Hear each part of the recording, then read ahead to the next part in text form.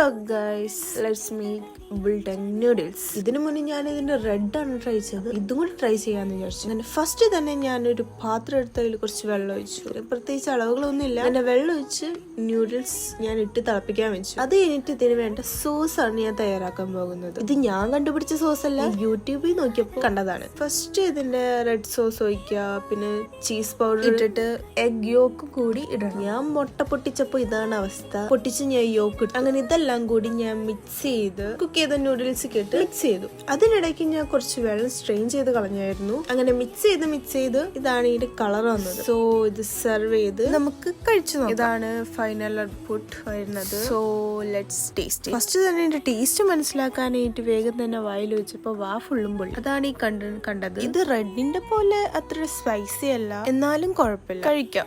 പ്രത്യേകിച്ച് ടേസ്റ്റ് എനിക്ക് പറയാൻ പറ്റണില്ല. അപ്പൊ ഇന്നേക്ക് ഇത്രേ ഉള്ളൂ. അപ്പൊ ശരി, ബൈ.